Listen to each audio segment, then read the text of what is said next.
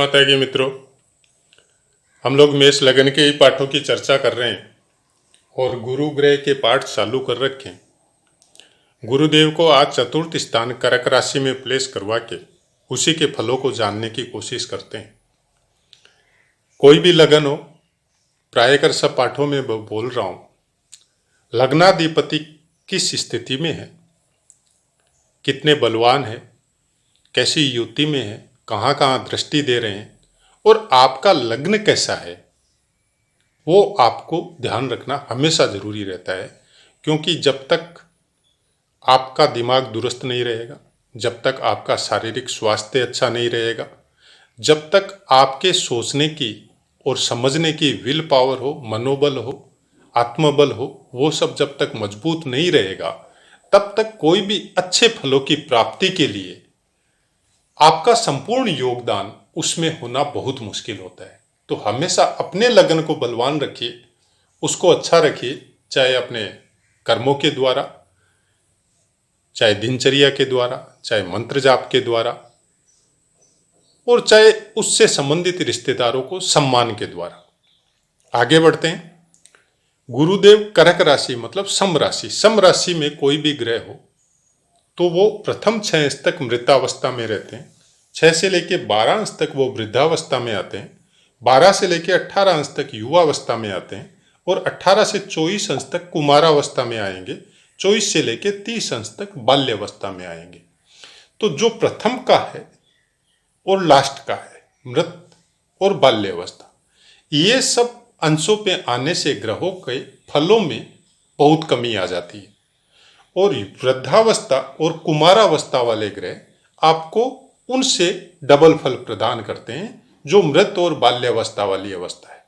और युवावस्था 12 से लेकर 18 वाले, ये आपकी सम राशि हो चाहे आपकी विषम राशि हो, ये आपके कुंडली में हमेशा बलवान रहते हैं और अपना पूर्ण फल प्रदान आपको करते हैं। लेकिन ये जो सूत्र है वो किस तरह से कुंडली में आपको अप्लाई करना है, वो आपको आपके अभ्यास के ऊपर, आपके प्रेजेंस ऑफ माइंड के ऊपर निर्भर है। क्योंकि ये सब सूत्र, इन सब को समझने के लिए आपको अभ्यास करना बहुत ज़्यादा जरूरी है। उसके बाद में कर्क राशि के अंतर्गत पुनर्वसु नक्षत्र का चतुर्थ चरण मतलब 3.20 डिग्री तक कर्क राशि में पुनर्वसु नक्षत्र रहेगा। 3.20 डिग्री से लेके 16.40 डिग्री तक पुष्य नक्षत्र के चारों चरण रहेंगे और 16.40 डिग्री से लेके 30 डिग्री तक अश्लेषा नक्षत्र या श्लेषा नक्षत्र के चारों चरण रहेंगे। तो यहाँ पे गडांत भी बोला जाता है क्योंकि नक्षत्रों का यहाँ पे अंत होता है, यहाँ पे आगे कोई चरण श्लेषा का दूसरी राशि में नहीं जाएगा। तो हमेशा ध्यान रखिए, चतुर्थ हो, अष्टम हो और मीन मतलब कर्क, वृश्चिक और मीन, यहाँ पे नक्षत्र गडांत होता है। तो गडांत के लास्ट में जैसे आपकी गुणती अंश पे गुरुदेव या कोई भी ग्रह अगर यहाँ पे होते हैं तो वो गडांत के अंतर्गत आ जाते हैं। क्योंकि लास्ट के समय में अगर होते हैं तो वो मूल नक्षत्र जैसे बोलते हैं हम लोग, तो गंडमूल नक्षत्र के अंतर्गत ये सब नक्षत्र, अश्लेषा नक्षत्र, बुध और केतु दोनों ग्रह के नक्षत्र गंडमूल नक्षत्र के अंतर्गत आते हैं। तो उसका पाठ मेरा दिया हुआ है, आप वहां जाके डिटेल में उसका पूरा पता कर लीजिए। उसका अपना एक फल अलग तरीके से होता है। अब अगर गुरुदेव चतुर्थ स्थान में हो तो चतुर्थ स्थान का कारकत्व नॉर्मली चंद्रमा को दिया हुआ है। क्यों? माता का स्थान है और माता से कोई भी संबंध हो, माता का स्वास्थ्य हो, माता का कोई भी चीज अगर आपको देखना हो तो चतुर्थ स्थान और चंद्रमा को देखना बहुत जरूरी है। तो आप मेष लगन में चतुर्थ स्थान में वैसे भी कर्क राशि होने की वजह से चंद्रमा का ही अधिपत्य होता है। तो चंद्रमा को आपको इस कुंडली में उसकी प्लेसमेंट हो, वो कैसे भावों में बैठा है, किसके साथ युति करके बैठा है, उसके अंदर बल कितना है, वो आपको देखना बहुत जरूरी है। उसके बाद में अगर गुरुदेव कर्क राशि में कहीं भी प्लेस होते हैं तो उच्च के कहे जाते हैं। अब उच्च के क्यों कहे जाते हैं, नीच के क्यों कहे जाते हैं? मैं जनरली ऊंच नीच, राजयोग, दुर्योग, कुयोग, ये सब की बातें मैं कुंडली में कभी नहीं करता है क्योंकि इनका बहुत न्यून मात्रा में फल प्राप्त होता है आपको। अगर हम लोग षडबल, अभी मैंने पाठ चालू नहीं किया है, जब षडबल के पाठ पढ़ेंगे तब पता चलेगा आपको कि उच्च बल और नीच बल, इनको अगर षडबल की दृष्टि से देखा जाए तो बहुत कम मात्रा में अंश मिलते हैं। तो इनके विषय में इतना चिंतित होना, जो भी चैनलों के द्वारा बता दिया जाता है कि आपका ये नीच का है तो कोई फल नहीं मिलेगा, ये उच्च का है तो ये इतना अच्छा फल देगा, तो वो सब चीज़ों में नहीं पड़ के मेरा चैनल चलाने का मकसद भी यही है कि ज्योतिष से भ्रमित होने का जरूरत नहीं है। ज्योतिष आपके साथ भी है, और ज्योतिष जब आप उसका फल का प्राप्त करने की दिशा में जब आगे बढ़ते हैं तो उसमें आपको साथ ही देता है। कभी आपको कोई भी चीज का अवरोध ज्योतिषी या ज्योतिष कभी नहीं लगाता है। जो लगाता है, मैं उसके बारे में तो कुछ नहीं बोलना चाहता, लेकिन हम ऐसा नहीं करते। हमारा कहना यही है कि कोई भी ज्ञान, कोई भी चीज का, चाहे वो ज्योतिष का हो चाहे और किसी क्षेत्र में हो, किसी की अवनति के लिए नहीं होता है, सबकी उन्नति के लिए ही पृथ्वी पर ज्ञान, चाहे हम लोगों के ऋषि मुनियों ने दिया हो, चाहे आप स्टडी के द्वारा प्राप्त करते हो गुरुओं से, चाहे समाज के द्वारा प्राप्त करते हो, चाहे माता पिता के द्वारा प्राप्त करते हो, वो आपकी उन्नति के लिए ही दिया जाता है। आपको कम या आपको डाउन करने के लिए कोई भी ज्ञान कभी नहीं होता है। और अगर कोई ज्योतिष के द्वारा या और कोई ज्ञान के द्वारा अगर आपको नीचा दिखाने की कोशिश, या आपको डराने की कोशिश, या आपको भ्रमित करने की कोशिश करते हैं, तो मान के चलिए जो बता रहा है उसका भी गुरु दूषित है।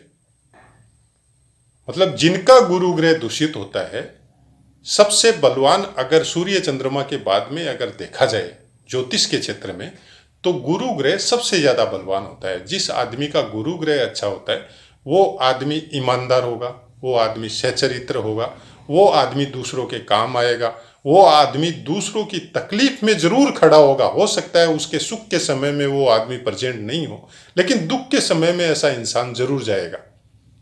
और उसके कार्यकलापों से, उसके काम धंधों से, उसके रहन सहन से, उसकी दिनचर्या से ये साफ नजर आएगा कि इस आदमी का गुरु बहुत सॉलिड है। फालतू के तर्क, बिना मतलब के किसी को नीचा दिखाना, बिना मतलब किसी को अपमानित करना, गुरु ग्रह जिनका भी अच्छी कंडीशन में है वो कभी नहीं करेगा। और जिनका खराब कंडीशन में है, जिनका बोला जाता है जैसे नीच हो गया, शत्रु क्षेत्री हो गया, अब अगर आपको उसको अच्छा करना है तो आप किसी, जो भी कोई झूठ बोल के किसी को भ्रमित करना बंद कर दीजिए। अच्छी पुस्तकें पढ़ना चालू कर दीजिए, अपने वेद शास्त्र की पुस्तकें पढ़ना चालू कर दीजिए। आपका गुरु ऑटोमेटिक बुरे से अच्छे में कन्वर्ट हो जाता है। गुरु अगर बुरा होता है तो खराब फल भी देता है, ये भी ध्यान रखिए। लेकिन खराब फल हम लोगों को कब मिलते हैं? गुरु साइलेंट हो जाता है। गुरु साइलेंट होने की वजह से सबसे ज्यादा इफेक्ट होता है राहु का। राहु भ्रमित करता है। फिर तो हम लोग कुंडली जब दिखाने जाते हैं तो लोग बोलते हैं कि तुम्हारा गुरु खराब है, आपको गुरु के साथ ये दान करो वो दान करो। जबकि हुआ क्या है कि गुरु ने कोई खराब फल आपको नहीं दिया है। खराब फल किसने दिया है? राहु देव ने दिया है। क्यों दिया? क्योंकि आपकी बुद्धि कुंठित हुई, आपने अपनी बुद्धि के द्वारा दूसरों को नीचा दिखाया या दूसरों को भ्रमित किया। तो जब भी आप किसी को भ्रमित करते हैं, ये आप लिख के रख लीजिए, आपका राहु एक्टिव हो जाएगा। फिर वो आपको समझाएगा कि भ्रमित करने से क्या फल होता है। फिर आप एनी टाइम भ्रम में ही घूमते रहेंगे। और जहां तक वर्तमान युग की बात है, सत्य के बहुत कम नजदीक है हम लोग, और भ्रम के बहुत ज्यादा नजदीक है। हर चीज में भ्रम है। चाहे आप न्यूज चैनल उठा के देख लो, चाहे सोशल मीडिया उठा के देख लो, चाहे आपस में फ्रेंड सर्कल की बातों को उठा के देख लो। अगर आप अलोन होके जिस दिन आपने सोचना चालू कर दिया अपनी मर्जी से, अपने दिमाग से कि क्या सही है क्या गलत है, उस दिन आप भ्रम से निकलते जाएंगे। चलिए, गुरु ग्रह कर्क राशि में होने से बहुत अच्छे फल आपको प्रदान करवाएंगे। आपका माता का स्वास्थ्य अच्छा रहेगा, माता का परिवार अच्छा रहेगा, माता से संबंधित जो भी काम आपके होंगे, आप माता के इतने नजदीक रहेंगे कि माता से पूछे बगैर कोई भी काम, या आपकी माता का अगर कोई अपमान कर रहा है तो आपको कभी अच्छा नहीं लगेगा। लेकिन चतुर्थ स्थान से भूमि भवन के विषय में भी बताया जाता है। तो लग्नाधिपति मंगल है, और चतुर्थ स्थान के भूमि भवन से अगर कारकत्वों की बातें की जाए तो वो भी मंगल है। तो यहाँ पे आपको मंगल को देखना बहुत जरूरी है कि मंगल का स्थान या मंगल का प्लेसमेंट या मंगल की युति या दृष्टि कैसी है। गुरुदेव यहाँ पे बैठ के आपके अष्टम स्थान को देखेंगे, मतलब पंचम, 1 2 3 4 5। गुरुदेव ज्ञान के कारक है। अष्टम स्थान रहस्य विद्या के कारक है। जो भी तंत्र हो, मंत्र हो, ज्योतिष हो या ऐसे पुरातत्व डिपार्टमेंट जिनके ज्ञान के विषय में हर कोई न तो जाना चाहता है, न देखना चाहता है, न सोचना चाहता है, वो सबका भी कारकत्व यहाँ से मिलता है। अचानक धन संपत्ति का कारकत्व यहाँ से मिलता है। आपकी उम्र को बढ़ाना है या गिराना है और आपकी मृत्यु के विषय में भी भविष्यवाणी यहाँ से की जाती है। तो यहाँ पे गुरु ग्रह की जब दृष्टि होती है तो बहुत पावन दृष्टि होती है। पंचम दृष्टि गुरु ग्रह की हमेशा सबसे अच्छी दृष्टि बोली जाती है। इस स्थान का ज्ञान या इस स्थान से संबंधित ज्ञान प्रचुर मात्रा में आपके अंदर होगा। आप कन्फर्म, आप ज्योतिष हो सकता है आप कोई दूसरे क्षेत्र में हो, बिजनेस के क्षेत्र में हो बाकी ग्रहों की वजह से, या आप कोई सर्विस के क्षेत्र में हो, लेकिन इससे संबंधित जो ज्ञान है उसमें आपकी रुचि जरूर रहेगी। आप उन पुस्तकों का अध्ययन जरूर करेंगे, आप उन वीडियो और चैनल को सुनेंगे जरूर। चाहे आप अपनी कुंडली उठा के देख लीजिए, आपको पता चल जाएगा कि अष्टम स्थान पे जब भी गुरुदेव की दृष्टि होगी, उनसे संबंधित उन ज्ञानों को या उनसे संबंधित उन विद्वानों की संगति आपकी या उनसे संबंधित इंटरेस्ट आपका रहेगा। खासकर गुरुदेव की महादशा हो, गुरुदेव की अंतरदशा हो, तब ये सब चीजें ज्यादा देखने को नजर आएगी। यहां से सप्तम दृष्टि से अपनी नीच राशि को 10वें स्थान को जब देखेंगे तो 10वें स्थान से संबंधित कारकत्वों में बहुत बढ़ोतरी होगी। मतलब आपका काम ऐसा होगा जिसमें मतलब ज्ञान बांटा जाए। आप शिक्षक हो सकते हैं, आप बहुत अच्छे, जैसे बड़े बड़े जो भाषण देने वाले होते हैं या बड़े बड़े मठाधीश या संत वगैरह होते हैं, या ऐसे कई विद्वान जो राजनीति के क्षेत्र में भी आ जाते हैं, क्योंकि चतुर्थ स्थान जनता का भी कारक है। तो वहां से भी आपके अच्छे भाषणों को सुनने के लिए बहुत बड़ा आयोजन किया जाता है। बहुत बड़े बड़े ऑर्गेनाइजर जो होते हैं वो आपको बुलाएंगे वहां पे स्पीच देने के लिए। उस धर्म से संबंधित हो, चाहे उस कार्य क्षेत्र से संबंधित हो जिसमें आपकी महारत हासिल हो, तो आपका नाम दूर दूर तक जाएगा और उसकी वजह से आपका अपना जो पर्टिकुलर लाइफ है वो हो सकता है आपको समय नहीं मिले और उसमें आपकी रुचि या आपकी फेमसिटी दिन पर दिन बढ़ती जाए। यहां से फिर अपने स्थान को ही देखेंगे, 12वें स्थान। तो 12वें स्थान को देखने की वजह से मीन राशि है तो आपकी बहुत बड़ी बड़ी यात्राएं हो सकती है, समुद्र से संबंधित यात्राएं हो सकती है, या ऐसे कोई आयोजन हो सकते हैं, या आप समुद्र के या जल के या नदी के बहुत ज्यादा नजदीक अपना स्थान बना सकते हैं, या घूमने फिरने के लिए जा सकते हैं, या ज्ञान से संबंधित ऐसी कोई सभाओं का आयोजन वहां हो सकता है जहां पे आपको बार बार जाना पड़े। से आप ऐसे कोई मठ या ऐसे कोई आश्रम से जुड़ गए जो समुद्र या नदी किनारे हैं, जिनमें आपको बहुत बार जाना पड़ता हो, और बहुतों से जुड़े हैं लेकिन उसी आश्रम के से आप ज्यादा जुड़ गए। उसका कारण है कि मीन राशि पे गुरुदेव की दृष्टि है और समुद्र से संबंधित या जल से संबंधित कारकत्वों की वजह से वो स्थान आपके जन्म स्थान से बहुत दूर भी है और आपका बहुत दूर दूर और लंबी यात्रा वाला काम भी जब 12वें स्थान को गुरुदेव देखेंगे तो वो भी उसके कारकत्वों में शामिल हो जाता है। तो ऐसा कुछ फल यहाँ पे सबसे अच्छा फल अगर गुरुदेव का हम लोग देखें तो प्रथम 3.20 डिग्री तक अगर गुरुदेव कर्क राशि में होते हैं तो पुनर्वसु नक्षत्र में आते हैं, जो उनका खुद का नक्षत्र है, गुरुदेव का खुद का नक्षत्र है। तो विद्या, बुद्धि, ज्ञान, धर्म, ये सब कारकत्व है, मतलब ईमानदारी, सच्चाई, तंत्र, मंत्र, ज्योतिष, ये सब भी पुनर्वसु नक्षत्र के कुछ न कुछ कारकत्व इनको प्राप्त है। तो उससे संबंधित आपका काम या आपकी बुद्धि या आपका दिमाग बहुत ज्यादा मात्रा में तीव्र गति से दौड़ने का कोशिश यहाँ पे गुरुदेव की वजह से होगा।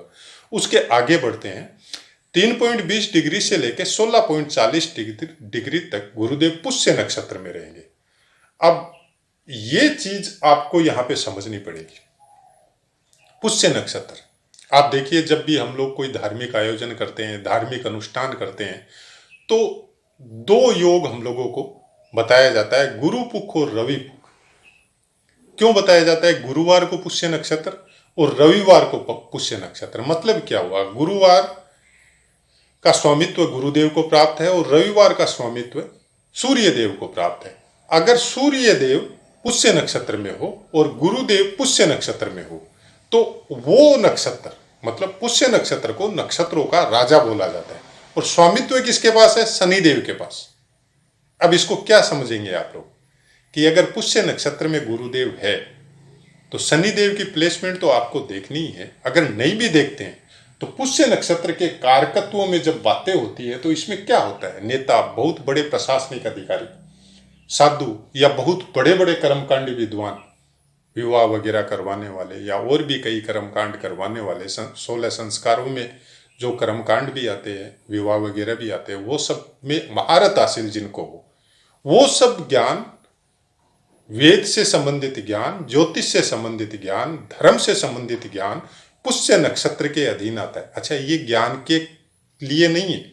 अगर पुष्य नक्षत्र में गुरुदेव हो तो ज्ञान ही नहीं होगा, उस ज्ञान पे ये खुद भी चलेंगे।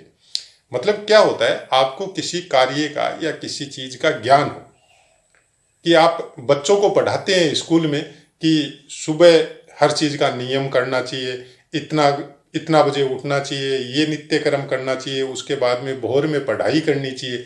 आप ज्ञान तो बहुत अच्छा देते हैं लेकिन खुद नहीं चलते।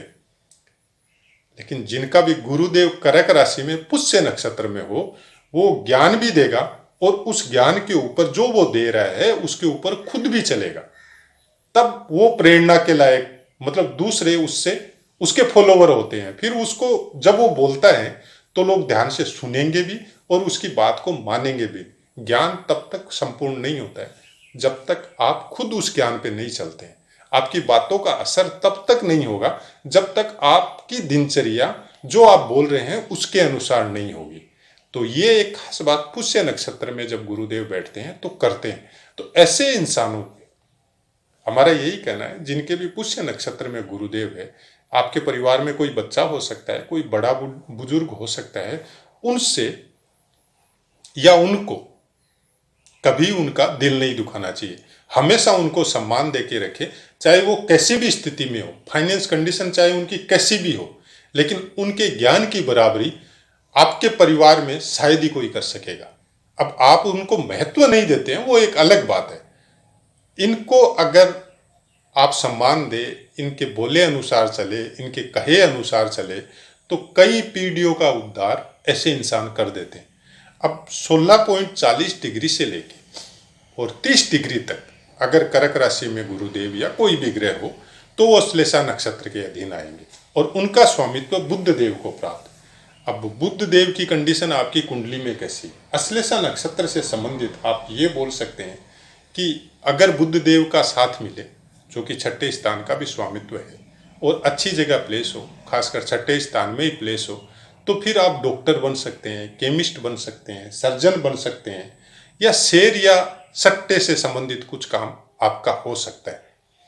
तो शेर या सट्टे से संबंधित जब ये बात आती है इसके कारकों में, श्लेषा नक्षत्र के कारकों में, और गुरुदेव की दृष्टि भी अगर अष्टम स्थान पे पंचम दृष्टि से वहां पे पड़ रही है, तो यहाँ पे फिर सोचने वाली बात यह है कि ऐसे इंसान सट्टे और शेर के द्वारा भी धन की प्राप्ति करवाते हैं, क्योंकि दूसरे स्थान का कारकत्व भी गुरुदेव के पास है। तो जहां तक हो इन चीजों से दूर रहे, हमारा यही कहना है। लेकिन ऐसे इंसान शेर या सट्टे से धनी होते हैं, ये देखा गया है अभ्यास में। तो आशा है मित्रों पाठ समझ में आया होगा। पाठ से संबंधित कोई बात हो तो आप कमेंट कीजिए। हालांकि कोई भी एक ग्रह से संपूर्ण कुंडली का फलादेश कभी नहीं होता है, स्वतंत्र कारकत्व अलग बात है, लेकिन 99% बहुत कम ग्रह होते हैं कुंडली में जो स्वतंत्र कारकत्व लेके बैठते हैं। कहीं न कहीं युति द्वारा, किसी दूसरे ग्रह की दृष्टि द्वारा, स्थान परिवर्तन द्वारा, वर्ग कुंडलियों के द्वारा उसके बारे में जाना जा सकता है कि कौन से ग्रह की दृष्टि, युति या वर्ग कुंडली के हिसाब से कहाँ पे क्या इनके साथ हो रहा है, तभी जाके फलादेश का पता चलेगा। इसलिए हम हर वीडियो में बोलते हैं कि आप पढ़िए, सुनिए, लेकिन अभ्यास जरूर कीजिए, और वो भी सुनने और पढ़ने से ज्यादा अभ्यास कीजिए, तब आप फलादेश के नजदीक पहुंचेंगे। तो अपनी वाणी को विराम देता हूं और आपसे आज्ञा लेता हूं। जय माता।